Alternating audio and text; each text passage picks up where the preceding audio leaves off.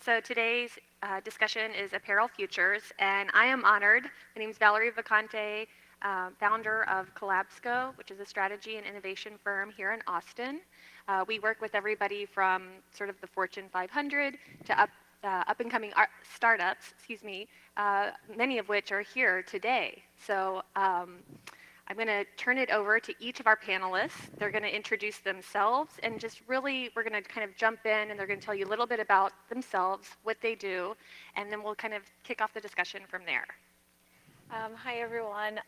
I've met most of you already, so perhaps you know who I am. But yeah, for those of you who see me for the first time, my name is Kristina Dimitrova, and I am the founder of Interlaced. We are a platform for events and news around the future of fashion and tech. So we were co-producing the show, the Fashion Tech show that took place on Friday. If you guys were here, I would love your thoughts on that. Yeah, it's just Interlaced as a springboard for getting people from different industries like engineering, design, fashion, and opening that dialogue to the wider public as well when it comes to the future of fashion.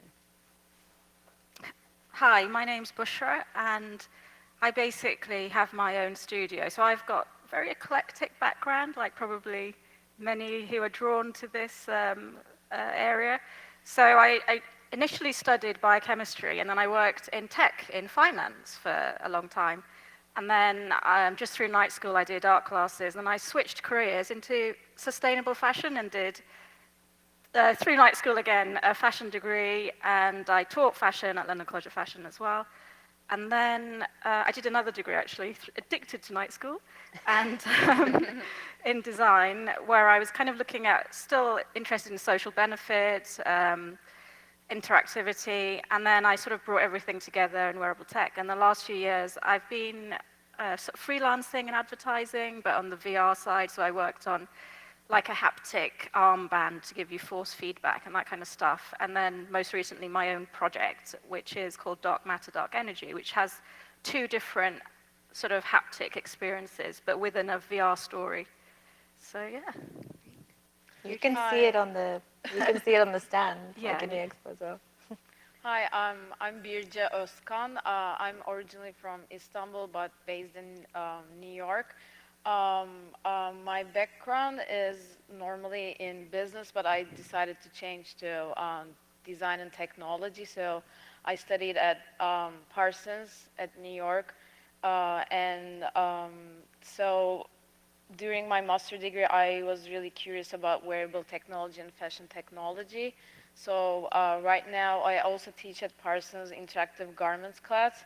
So what I do is, during my thesis times, and I've been really curious about how we can also use, wearable technology, not just for, functional purposes, but for more, creating more expressive garments, more, like dynamic garments. So that's where I'm like researching about and, creating garments that, also sense the environment.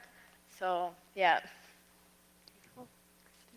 I'm Kristen Neidlinger. I run Sensory Design Lab in San Francisco.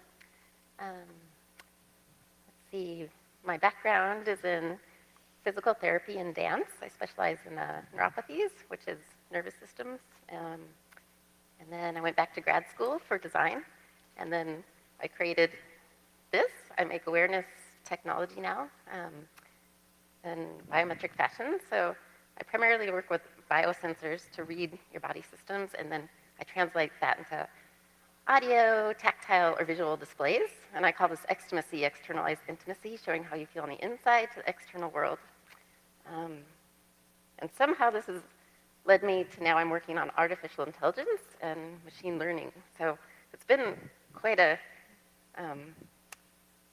trail that I didn't think I'd end up here, but I'm happy to be here.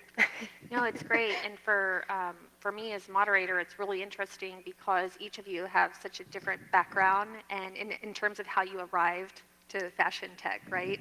And then with Christina, obviously having the holistic view, so where she sits, she has this amazing platform by which she gets to interact with all these different companies. So So that being said, I just kind of want to jump in and see, so what are the things as, Bushra, as you're, creating your new designs, like what are some of the things that really inspire you and sort of get you going? So I'd like to hear a little bit about your perspective there. I think on a sort of personal development level, it's fashion tech or wearables. It's a way that I can apply all my different skills. And going ahead from that, my sort of philosophy is kind of integrating the multidisciplinary. So what gets me up in the morning, and also just naturally, I think I'm a storyteller, so I should stop rambling. So what gets me up in the morning is, like throwing a new voice in the mix of tech as well, and in creativity, and letting people feel something new.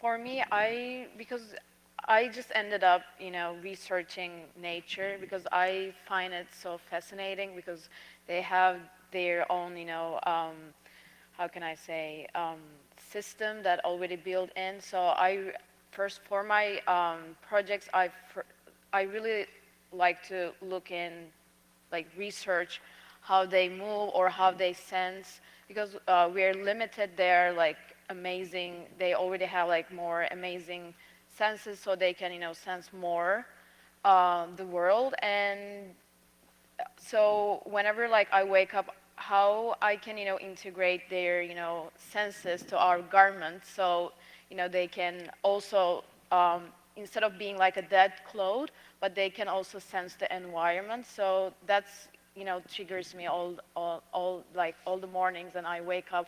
Also, how can I make a, jacket also like sense whenever it's, cold, but it can, get, heated up by itself. But also like the technology is kind of like limited because it's really hard to mass produce nowadays. Yeah. But yeah, we can, I think we're going to talk about that stuff as well. But for me, I really like to create more unique pieces because fashion is also, about that. So yeah, I'm trying to combine everything. No, it's great. And then with your piece Fall that you did, I mean, if you guys haven't seen her work, it is out in the expo, her piece Fall, and it is exactly as you articulated your sort of point of view. Yeah. The way it moves, and it has sort of these beautiful autumn colored leaves on it. Yeah, because I also really appreciate how nature works, and I really like to put the audience on nature perspective, how they sense, how they interact with the world. So it's also nice that we can understand their point of view as well, so we can create more stuff. Kristen, about I'm really inspired by synesthesia, which crossing your senses. Like some people hear colors, and I'm really interested with that with design, because if you give somebody a new sense, it creates a new kind of awareness or memory. So I think about that all the time. like trying to, is it just sort of like, hey, I'm working with this particular thing, and what if I took that and I mixed it with this other thing? And I mean, is that sort of your creative process, or? I always take 3 things. So, and then you find the magic in the middle, like something new out of 3. Like my work is fashion, healthcare, and gaming. And it's in between that, so it doesn't exist anywhere, but it's fun to create new ideas and puzzles. And you talked about the, experimenting with AI. Is there anything there that you could maybe share with the group here? It's really interesting, like, because I work a lot with emotions. So with machine learning that we have now, you can actually get more intimate, which we couldn't do 2 years ago. So somehow I'm learning about it. The machine is learning me, maybe. But it's a cycle. You're learning the machine, it's learning you, and maybe how you apply it to the design. Thinking about with what you do, maybe it's the case of learning a particular behavior of a particular person or personality, and then perhaps how that is reflected in the lighting and the clothing. That's kind of what comes to mind in seeing your work. You know, how I would see that. And what do emotions mean? It's very curious, like, because I show different, like, around the world, like in Russia, and what they interpret these emotions to mean. It's so interesting. So gathering all that data and trying to make it meaningful, and I think the dialogue's really the most interesting thing. And also, it's so amazing that how you bring 3D printed with, you know, textile together as well. So, you know, they have this, whenever the person wearing it moves, also, you know, it gives you like another level of, you know, movement as well. Yeah, always have that like biofeedback loop. Yeah. And Bushra, you've been working, you mentioned in VR, and obviously, you know, your latest work, Dark Matter, it has, you know, the sort of VR component to it. You know, anything you'd like to share with the group in terms of like why you sort of chose that route, or how you kind of went into that direction, and what are you working on? I think when I was initially, just by chance, I got a freelance job in VR, and it felt very apparent that, which I think probably everyone agrees with, that the headsets have been developed from tech because of funding. You know, the people who sponsored or pay for TVs, basically, or mobile phones have ended up on your face. So it just seemed the wrong way of design, and it's obviously very utilitarian, very patriarchal, all of that stuff. And it was just really annoying me. So I thought, okay, well, first of all, it should come from the body, which I think, you know, we're coming from fashion.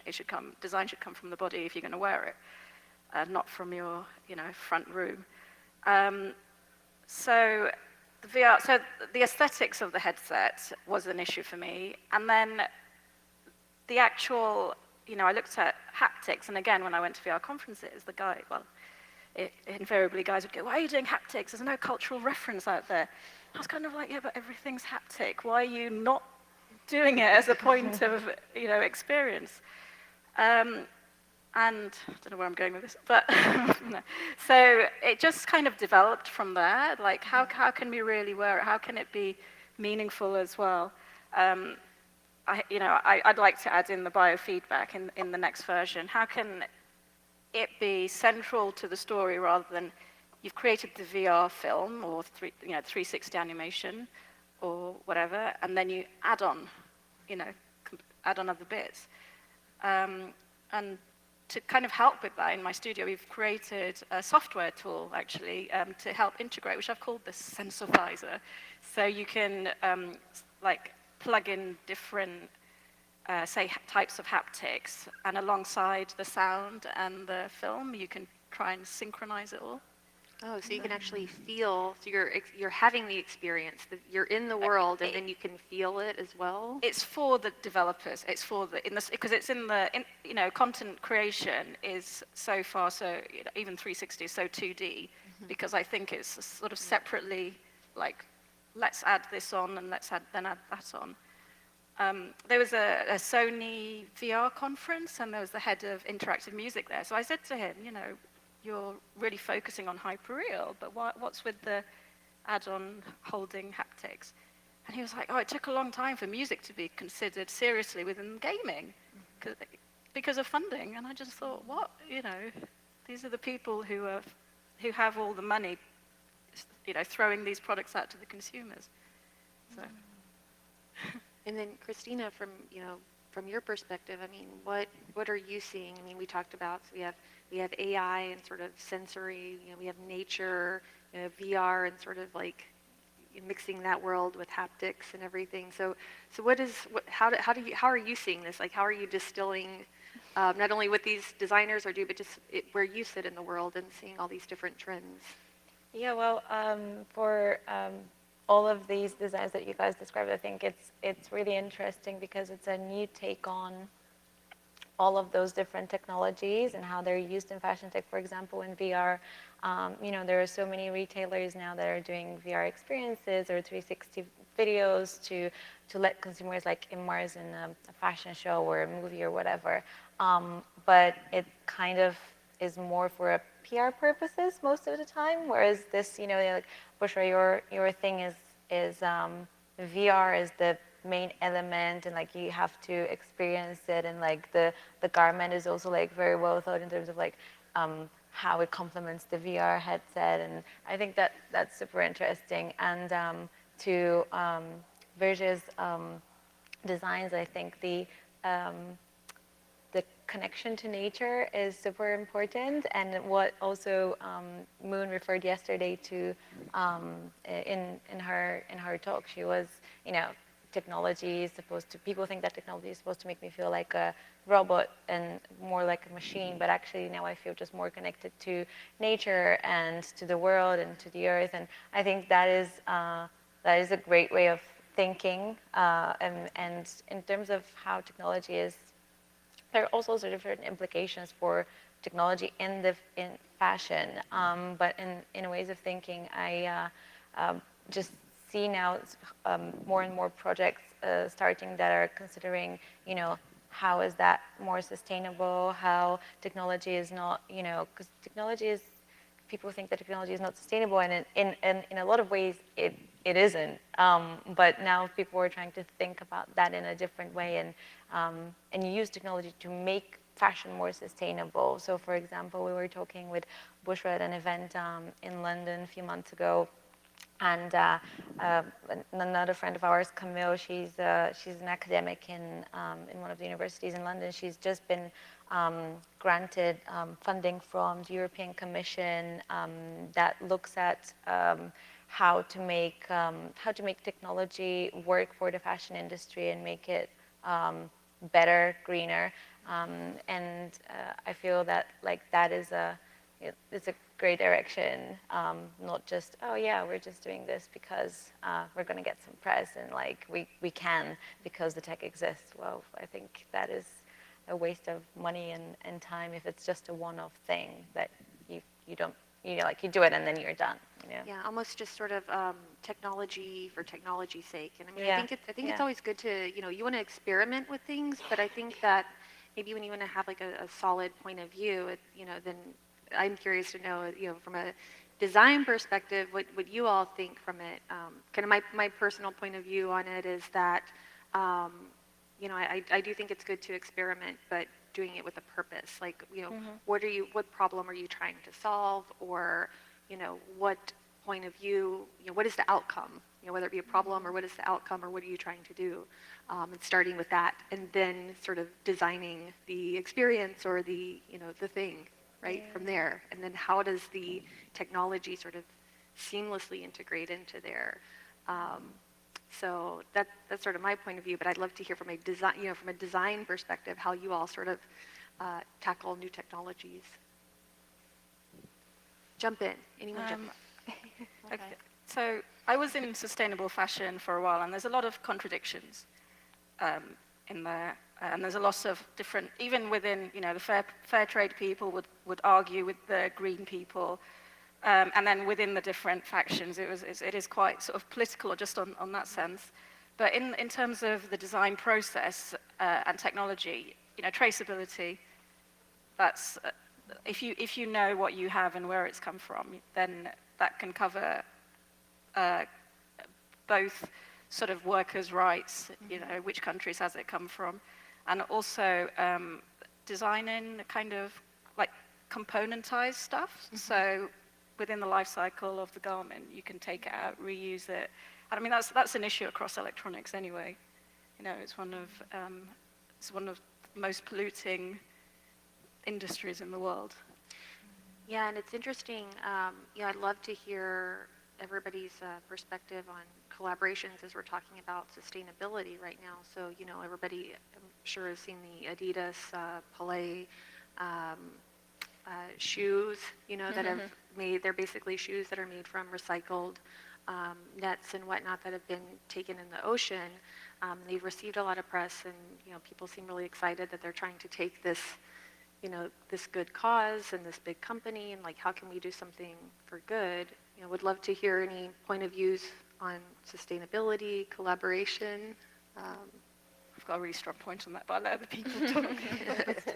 Actually, just heard also that in the oceans, like we think plastic's a big problem, but actually textiles, from washing your clothes, all the lint, that's the biggest polluter. It's nuts. It's crazy. So you mix e-waste with fashion, and it's like, oh no. But I try to make everything, I could call it emotionally durable too, so you'd want to keep it, and it's collectible, and all the electronics can be taken out and reused, and so you have to think about it's like a whole environment when you're designing. Like the life cycle of the design itself, and then what are the materials. And it's interesting what you said about the tech and really planning for that, because technology moves so fast. And like you're saying, if it's something that you really want to be a collectible, it's like, whether it's specific boards or whatever it is that you're putting in there, or sensors, keeping that in mind. So it's interesting. Because I teach at Parsons, I really wanted to bring fashion and technology students together. So they kind of like start brainstorming how they can collaborate together, because they're like having different point of views. Because fashion students don't know how to use technology, but they want to create really interactive garments, but then the technology people don't know how to integrate technology to soft textiles. So that's a really that was a really interesting how can I process how to see how they communicate with each other and teach each other where they can like embedded technology to garments. So they started to get more creative about it. So they started to have like how can I say, a common language. Oh, so great. that was real, it's interesting, because nowadays when you do like a collaboration, sometimes you get frustrated because you want to like imagine something that you want to do, but then the technology limits you. But it's like pushing forward. So it's nice to see as that, because I like to design more, how can I say, expressive and performative pieces. For example, it's nice to see, for example, a lot of really big fashion houses like Chanel or Zac Posen, collaborate with technology people, so they can bring a lot of interactive experience to their fashion runway shows. So that's my more interest, that see more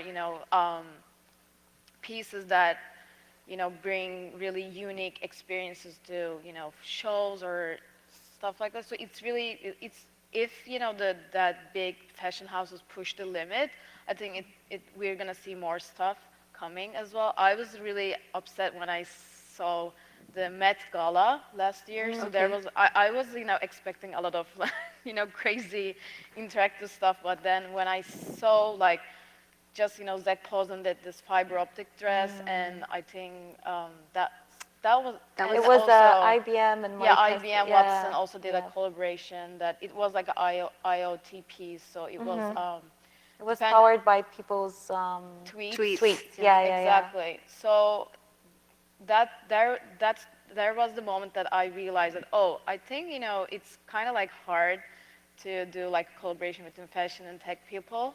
So I think we need to push that. Well, I think it's interesting where you're at in that you're doing that in your class, sort of, that you already see it, and you're kind of pushing it, because, as people, particularly students, are going into, companies, they're looking for that collaboration. Certainly in like the larger companies, they're trying to figure it out with different groups. IBM is great, and they have a huge design center here in Austin, and they've been sort of, they're a good example of trying to celebrate design and sort of bringing the collaborative groups together. I think it's so awesome that you're doing that with like in one place, because the problem that most schools have is this is the design and art faculty and fashion, and this is the mechanics and engineering, and they're like miles away. So no one is talking, Exactly. you know, across those campuses. So bringing that in, you know, in education is super important, because we were on a panel like a year or 2 years ago with Francesca from Cute Circuit, and she was explaining how they're one of the first fashion tech studios. I think they started way back in 2004, and they've been doing interactive garments since then. And now the world has woken up to that, and they're like, yeah, it's amazing. Like, can we do that? Can we do this? But actually, she was saying that it's so hard to explain how everything should be integrated to their manufacturers and to the people that they work with. So, like, it takes a lot of time for people to start speaking that same language, either fashion or either tech, depending on what background you come from. And then on the collaboration bit for the sustainability part that Eva mentioned, I think it's really interesting that now consumers are making choices based on the, you know, what that, they've always been making choices on, you know, what the brand represents and what it says about them, but I think now it's more considered, okay, are you practicing what you preach? For example, H&M did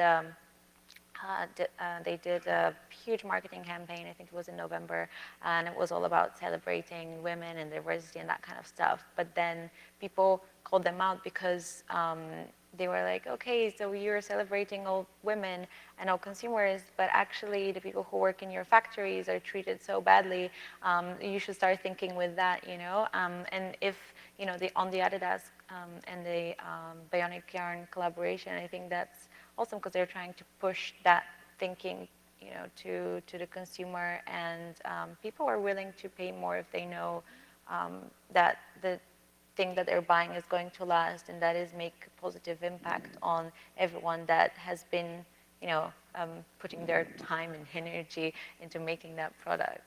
I think it really makes a difference. I think with the Adidas, the recycled poly, when I was in sustainable fashion, it was so popular that one factory actually were buying in plastic bottles and recycling them.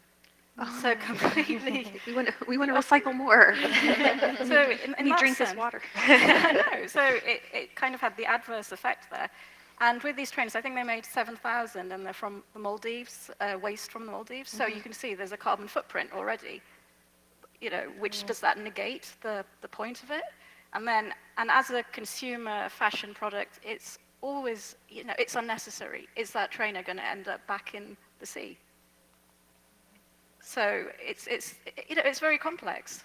It really is. I don't think as a marketing thing, they have a global reach, and they're as you said, they're kind of trying to change behavior. And these big companies, if they even H&M, if they change like a very small percentage, or you know, something in the contract for their workers, like payment terms, it has a massive impact globally, much more than even politics. Yeah, because they're so big, and it's so just big. exponential, like over so much. Yeah.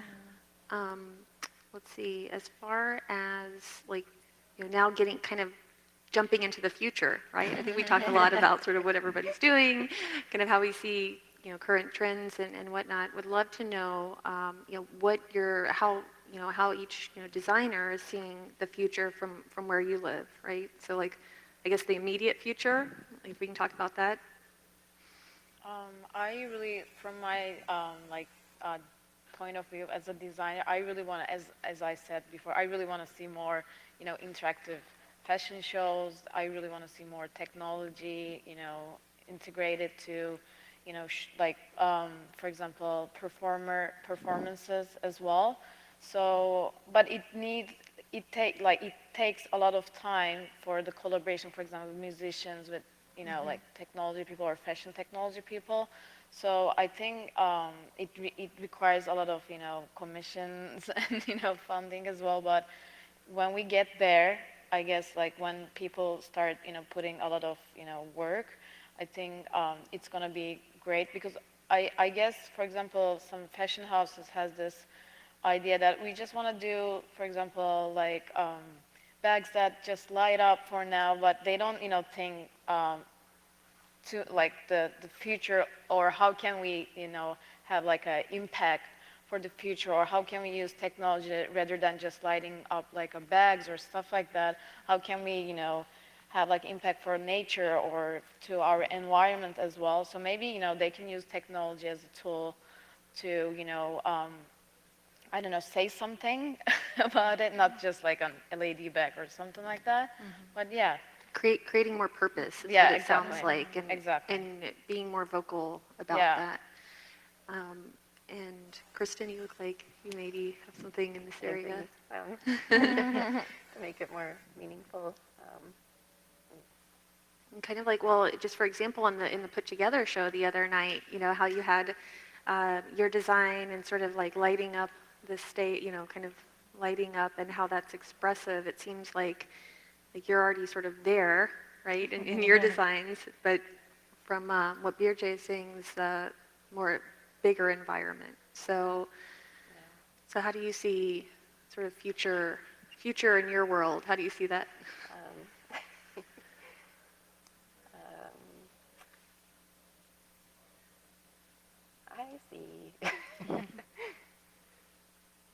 I see this technology will make us more intuitive and more intimate and almost psychic, like we'll be able to communicate with each other with the technology. So getting there, like from the blinky handbag, where we are right now. It's just getting it into the hands of people. And also, like you said, it requires commissions, like for me to create the next thing. Exactly. So is there something like, if you had your ideal, money's no issue, there's no constraints, commissions, whatever, you could work with anybody, you could do anything. I mean, any ideas there, or wish list, I guess? I want to make like a playground. So kind of, I call it a sensory gym. So people can come in and almost like a fitness gym, but they use these technologies to become more aware and create new senses. And I've done a couple installations, but I'd love to just do it.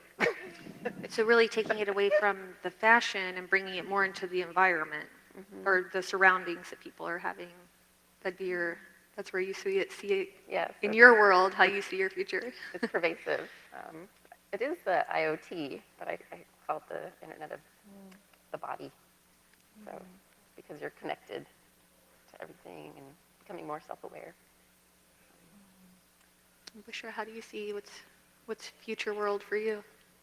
I'm obviously very interested in the senses and our sort of interpretation as well. There's some kind of low-tech illusions, and which can trick your mind so easily, and kind of give it can give you a virtual reality just there with absolutely no tech. I'll show you one later, which messes with your head. So I'm kind of thinking, well, it'd be so nice just to have the time to pull all that research in and work out the absolute sort of minimum input required from the technology to meet your own illusion or your own leap of faith of what reality is. So that's sort of one aspect, the research aspect of what I'm doing, of the storytelling. And the kind of, I would just love more people to be hacking, I think, because we just need new rules about what's needed. The old rules aren't solving the problems anymore. I mean, as you said, the big IBMs, they're looking for new ideas and creating these collaborative spaces, even hubs for hackers and all of that. But just even more people, and obviously women, older, younger people, everybody, everyone needs to have their voice. And I think you're right. There's these different pockets, right? There's the incubators, accelerators, all of these different things. And I think there are people trying to get in there, but it goes back to communication, right? Like, how can we get the word out? How can we experiment more? One of the things, oftentimes you'll hear, I'm sure everybody on this panel have worked with both big and small companies. It's like, hey, we want to experiment, but we want to see who's done it first, and then we'll invest in it. It's like, well, that's not creating the future. Somebody's already done it. And it's really, really safe. And so I think that helping companies understand that it is a safe zone to invest, whether it be in the schools, the incubators, the designers, the artists, to, hey, we're doing this for the first time. It's okay. It may completely fail. It could be awesome. We have to be okay with that. And I think it is interesting that we're seeing more companies do that. But like you say, it's like we need more, and we need to continue to share those stories so that companies feel safe to experiment, so that we can create more.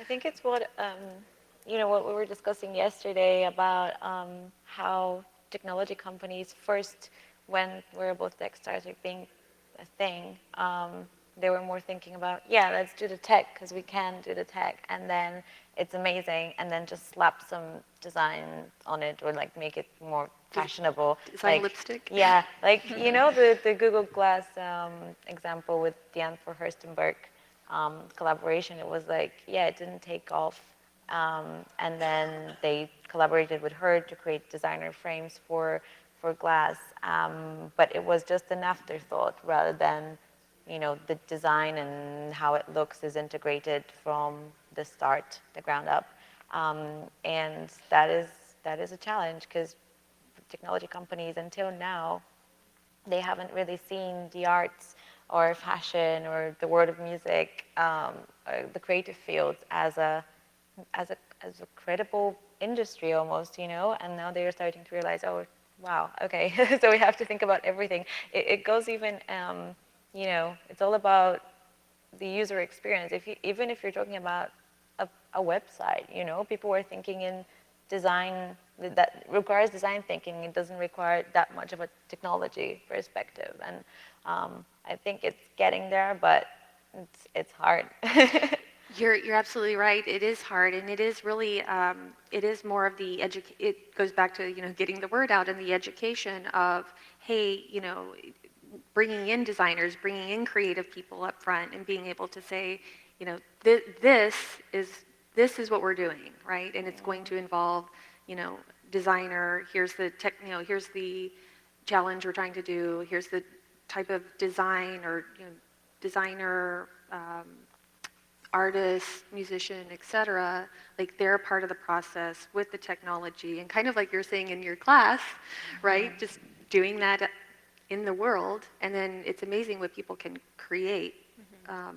Some of the ones that you guys, I'm sure, are aware of is like the sub pack, where you can actually feel the music, and they had worked with Timbaland, musician, to create that product.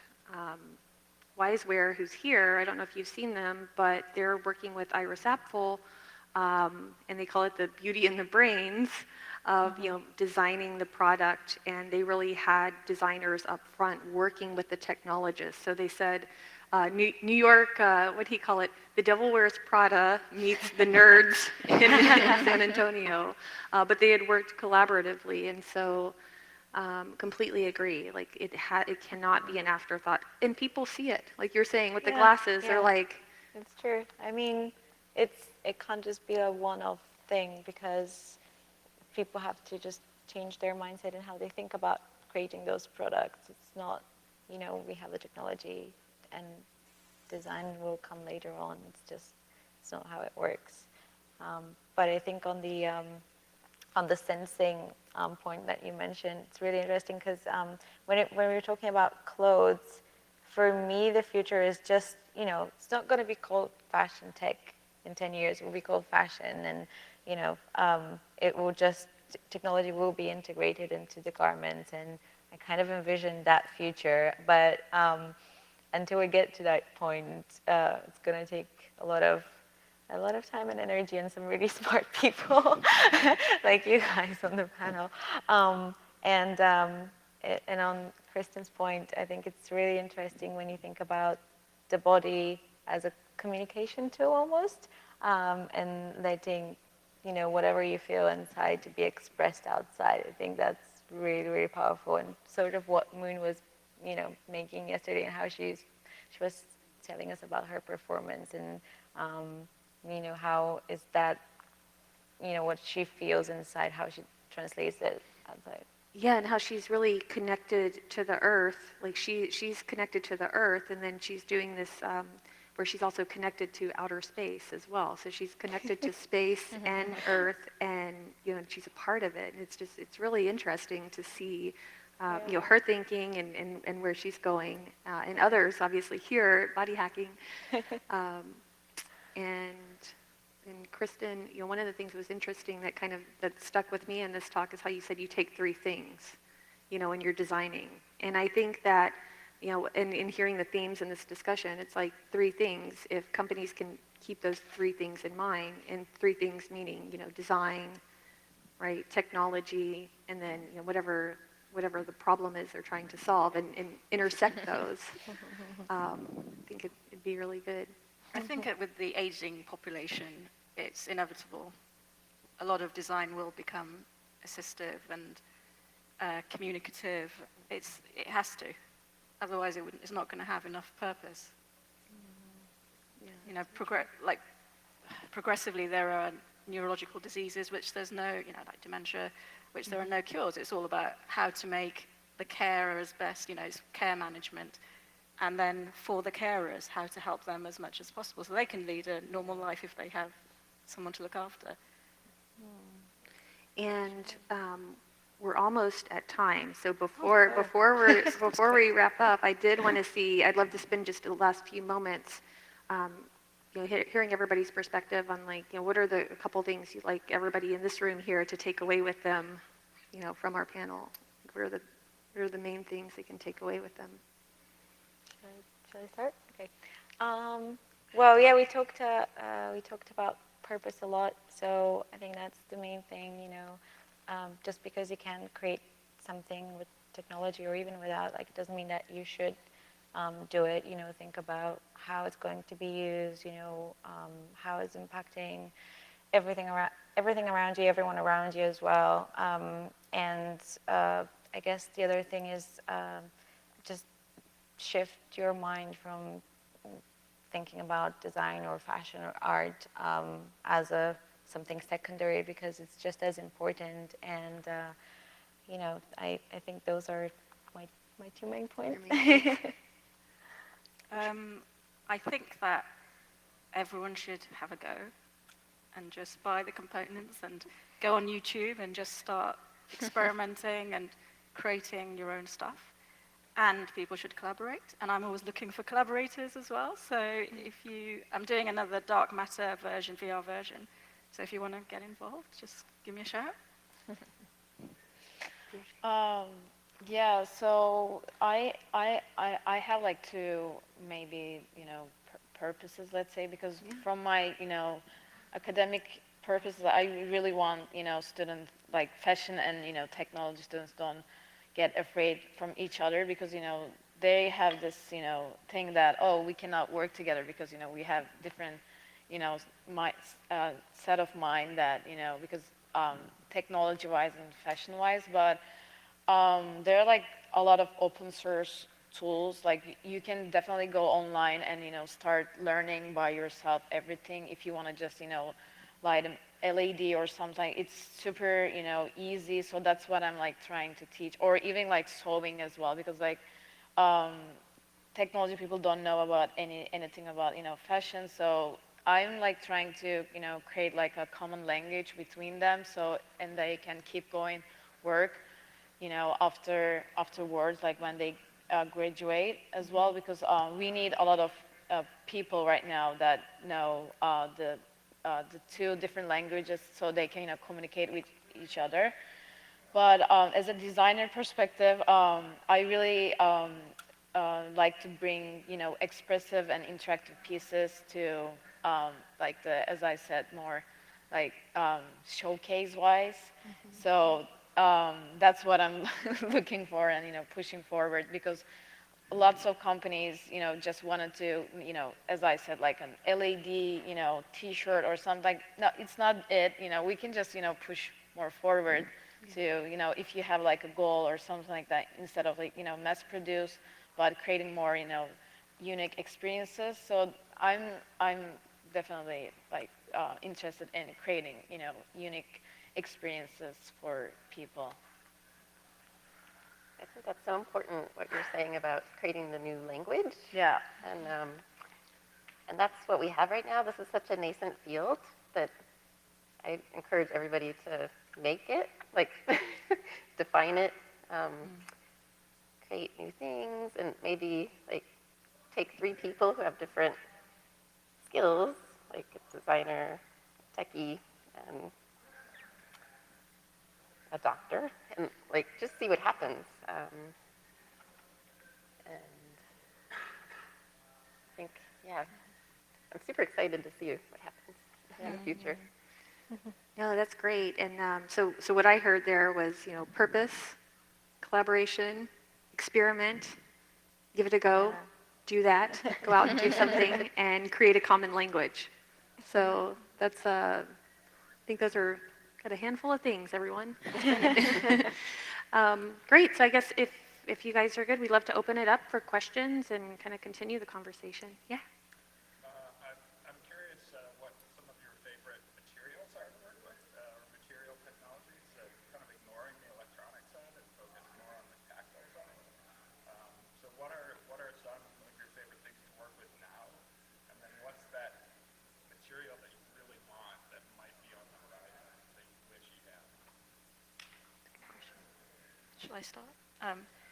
In terms of the recent sort of project I did, I actually took, for the aesthetics, I used ripstop, which is widely available, because it's really sculptural, and you can, you know, it's just a really fun fabric, and, you know, it's waterproof as well. But with my engineer, who I usually work with, he's doing a PhD, and he's developing a silicon which conducts electricity. So when you know you run high voltage through it, you can really control the voltage. So it has a really nice expansion, contraction, a really nice haptic. And apparently, high voltage doesn't kill you; it's the current. So he's like, "I've demoed it and nobody died." I'm like, "Okay," but that's kind of. Yeah. But yeah, that's the kind of material I'd like to get my hands on. I work a lot with silicone lately. I'm like obsessed. Such a great material, isn't it? And I love, I do a lot of recycled materials. I melt a lot of plastic, which is a little bit toxic, but I'm always trying to figure out, new material from old materials. Deirdre, how about you? I really wanted to, you know, explore more the 3D print area, because the materials that, you know, my, you know, dream was how can we, you know, embed like conductive, how can I say, fibers or, you know, conductive yarns to 3D printed materials or something like, so we can just, you know, 3D print however we would like. I know there's going to be like a lot of, you know, limitations or stuff like that, but that would be really amazing to, you know, explore. Spider silk, really. Yeah, exactly. Really interesting material. I'm not a designer, but I'm just going to throw it out there. No, did you see that cute circuit used graphene and created a dress using graphene? Yeah. Nice material. Anyone else? Any other questions? Yeah. It's really nice to see a panel at a conference like this that is all women. Yeah. And I'm just wondering, like, your experiences, like, sort of your practical and, like, day-to-day experiences in this field. Do you feel that, like, your voices are being heard and being listened to? Is there any kind of, like, you know, kind of what experiences have you had as far as, like, the breakdown of gender lines, and how has that impacted your work or helped it along or stalled it or So when I started Interlace, we were working towards a similar conference and fashion tech show, and I didn't really know anyone in the field. I've researched people, but I hadn't met anyone. And then I started meeting up with designers and artists and engineers. And what surprised me the most was that the majority of them were women. And that is a great thing because, well, you know, we have an eye for aesthetic, I would say, more so than they're guys, like, no offense, but and also because coming from my background is marketing and business, so coming from that area, you're used to being like a, you know, not not really represented in that capacity. But you know, when you look at the even conferences or other projects that are kind of playing in that field, I think there's a lot of women, a lot of smart women doing amazing things. And I mean, I wouldn't say it has impacted me in a way that, oh yeah, we're all women in tech or interested in that way. But I think it is a factor that I guess people are looking for now, because it kind of is trendy to be a feminist, to be like a woman on a panel, but that's not the point, you know? Yeah, I think just building on your point, it's kind of like how I've seen fashion tech evolve is it's just kind of been organic, you know, and it hasn't been like a thing, right? Like okay, women, you can go and do this sort of fashion tech thing. I think that it has been the case of people where I've seen a lot of trends. Is that it's, you know, there's a passion, or it almost starts out as like in a hobbyist type thing or something, and then it's like more creating, and it's like I'm seeing a common theme in that a lot of people in fashion tech, they have like their day jobs that they do, whatever their thing is, and then like it's like almost on the side they do fashion tech, and then you know, as they do more and more, they're sort of evolving into, you know, these people you're hearing about. So I think it's just a really I think cool we can space. all learn. It's not about, I mean, at the end of the day, you know, it's not about, oh my God, you're a guy, I'm not going to work with you. Like, no, it's just, you know, about being more open. And I think what is great about this community is that everyone is super open-minded and everyone wants to collaborate. And you don't really see that in fashion in the traditional sense. Like if you go into, you know, fashion weeks or whatever, everyone's just like, oh, do you know who I am? And you know, they kind of have they do have that attitude, you know, and even also they're like, we don't want to see wires. like yeah. It's beautiful. Yeah, but yeah, fashion tech in that sense is such a cool place to be because everyone is very open-minded. And yeah, I think when I was a programmer 20 years ago, it was the kind like there was a lot of sexist banter, and I would say I've faced a lot more sexism than racism, for sure. And so you don't get that banter anymore. But there's still obviously an attitude because the decision makers, even within fashion, are men as well as tech. Is just still that way. And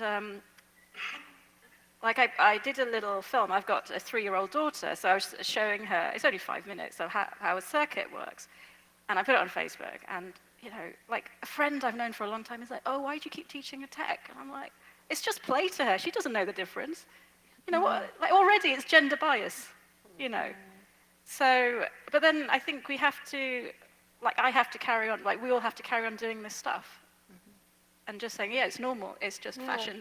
It's just." Play, really, you know. Because I'm originally from Turkey, so whenever I go for like a conference, when I got invited to, you know, give some talks about, you know, wearable technology or fashion technology, they were like, "Do you know how to code?" And I'm like, "Yeah." Like, how? You know, like why not? You know, I have a brain as well, so you know. So because I'm like an international designer here, so. not here, United States, but in, like Middle East, people get really, surprised. Oh, so you can code? Oh, so, you know how to, use technology or something like that.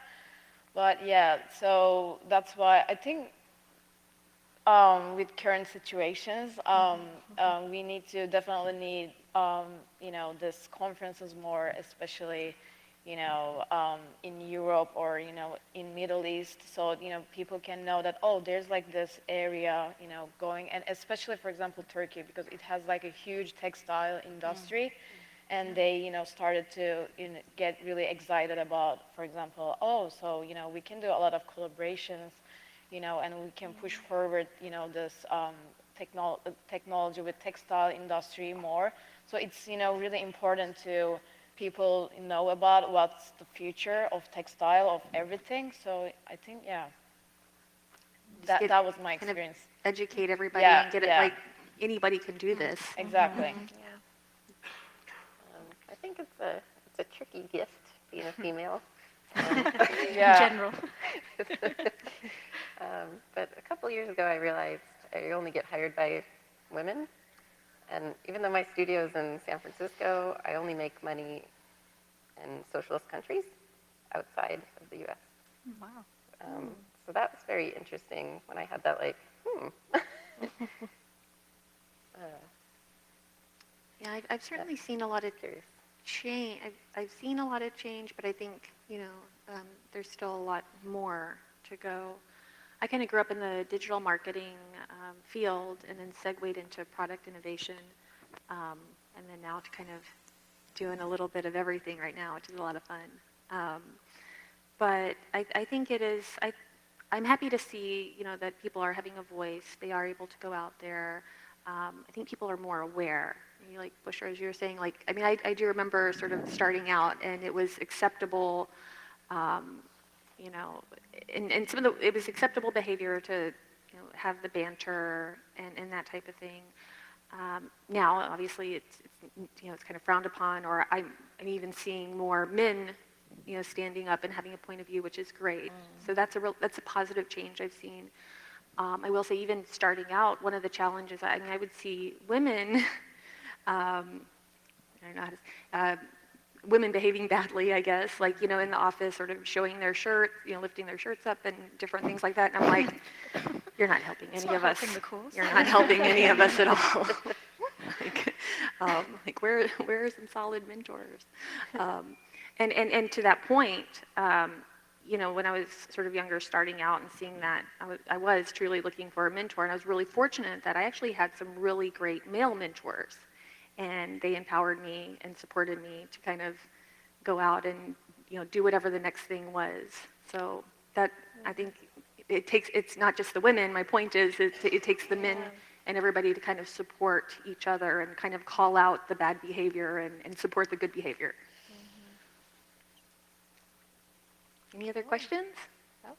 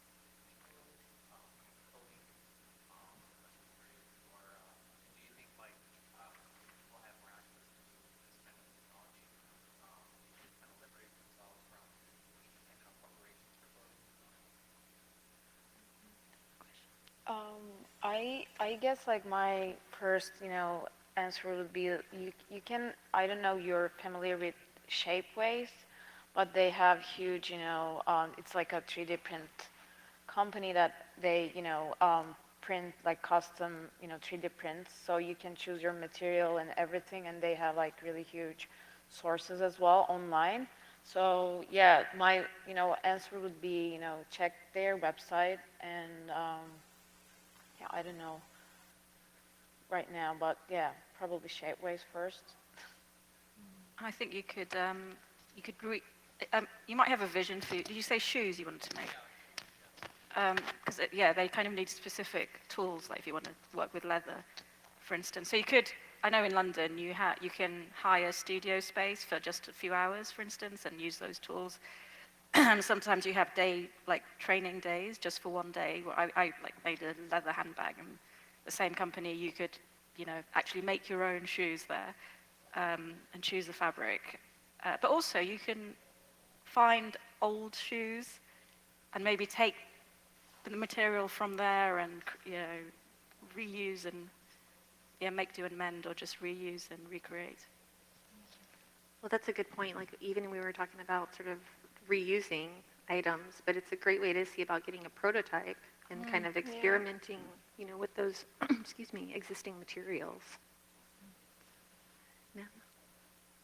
I've seen some tech clothing that comes close to being a medical device. Like there's a jacket that hugs a child that has like one of the ADD sort of disorders, and it makes them feel better, and it's meant to alleviate that or other kinds of discomforts, and it's almost a medical thing. So I was wondering if you intentionally want to steer clear of anything that might be FDA approved or might go into a medical device. That is something that makes a claim that it does something, cures something, fixes something, or have you given that any thought, or what do you think the direction of the industry might be? My work is based on augmenting sensory processing disorder, so that's from ADHD to autism. I also have a hug vest that responds to your heart rate. And the advice I've been given is to stay in the wellness industry, just to avoid the FDA regulations, because that takes a lot longer to do. But I'm very interested in those kind of adaptive technologies. Yeah, similarly, the first sort of gaming armband used electromuscle stimulation, EMS, which is used in these fitness kind of things where you put, the conductive gel. And that particular product makes a lot of claims that you can just watch TV and get fit. And so we were kind of thinking, well, if you want to, if only. Because we had funding from government funding to take it to a certain level, and then we were thinking, which market should it be? Is there a medical claim that we can satisfy there?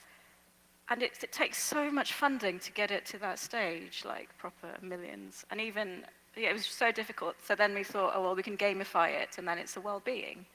Yeah, it can just make it feel better.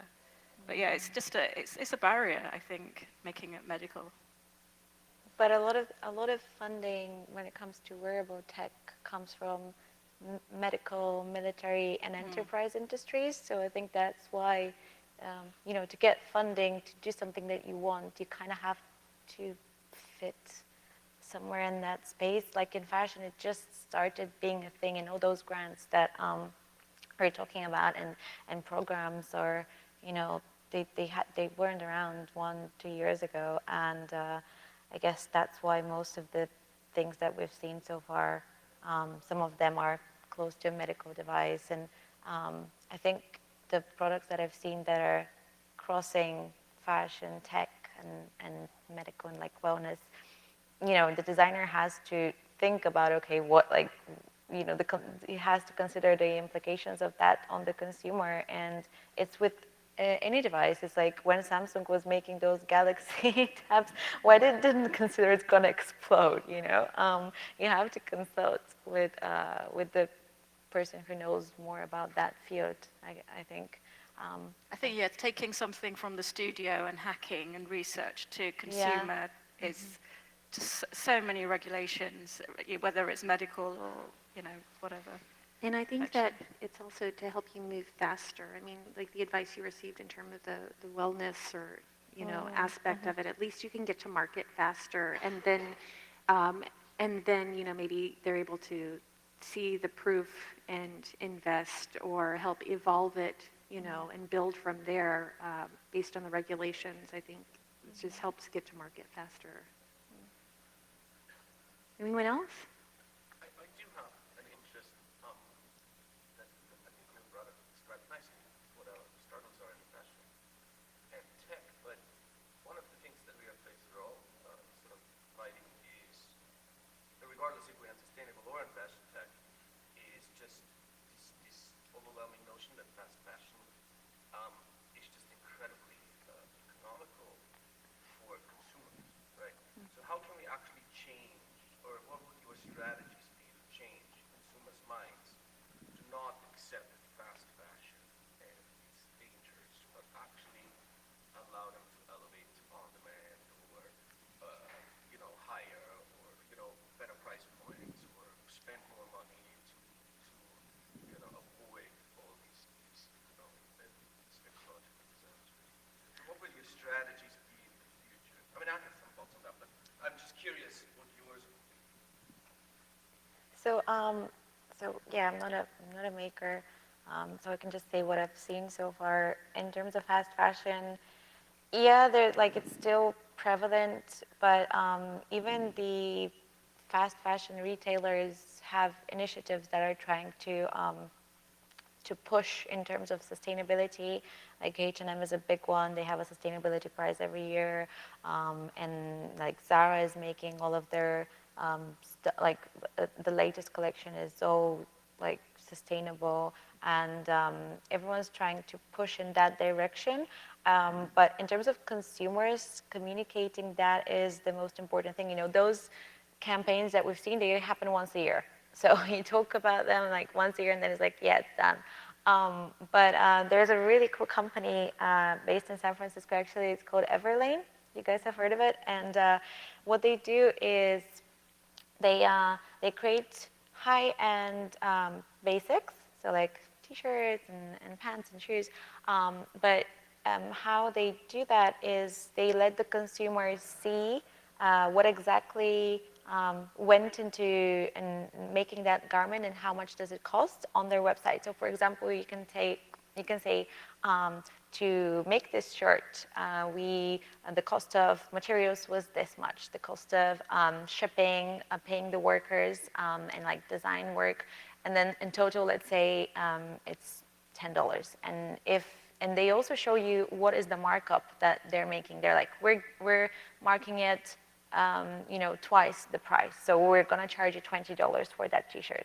And then you can also compare it to how, what's the difference if you buy that same t-shirt with the same quality from a retailer like COS or any of those, on that range. So the other retailers, the markup is usually 8 times. And you can just see also the factory where it was made, and what are the conditions for the workers and all that kind of stuff. So they've really taken off because the founder, I think he comes from a financial background, and he wasn't really trying to go into fashion at all. It was like his strategy for whatever he ended up doing, which was just fashion. It was randomly. He was saying that we're not trying to scream that, oh yeah, look, we're sustainable, and we think about what goes into our fabrics, and we also inform people. It was about, I just want to make. I want to be radically transparent with people, and I want to educate them so that they can make informed decisions. So I think that is a really, really good strategy, and they're quite famous for not doing sales in the traditional sense. So whenever they have a sale, basically you can choose your price for the product that you're paying. If you say you want to buy the said t-shirt, you can choose like 3 different options. So the first one will be like $10, and they will say, these $10 cover only the cost of making this t-shirt, nothing else. If you pay like 15, it was like this amount will cover the cost for production, and it will pay better for the workers in the factory. And then if you pay like $20, it will be this does everything that the $15 does, but it also lets us invest in the business and make it better. So I think that is a You should look them up. They're really, really fascinating. They say that they operate like a tech company more than that is in beta. It's always evolving. I think I agree with Christine in the sense that it is about transparency, because especially the big companies who are the fast fashion companies, a lot of the time they don't know like past 2 tiers of their supply chain. And you probably understand about the subcontracting, and that's why even if they have loads of auditors, they end up with all these abuses of workers' rights. And that's got, separate to the landfill of clothes from buying new stuff all the time. But it is, like, knowledge is empowerment. And I think people are becoming a lot more informed, and it is as you said, there are companies now who are making a profit who don't have to exploit the consumers and the workers. I am hopeful. Yeah, I agree with the approach that Everlane's doing. It is about really just being transparent, open with the consumer, and they hold your hand along the process, which is nice. The one thing you talked about was sort of on-demand printing, and I think that I think it's going to be really interesting. I think it's kind of like with anything, right? So if they're setting up locations, and perhaps it's like educating consumers and having a shop where people can, pick up. They can actually design it and go and pick it up, and they know what's involved in that process and how much they are saving, the environment or transportation, or by doing that, what are the benefits to the environment and workers, et cetera. So it just goes back to education, and I think that a combination. I don't think that's the solution. I think it's a piece of it, right? Anyone else? I think we went over time, but this was really great questions. Cool. Okay. Thank you guys for coming out. Appreciate it. Thank you.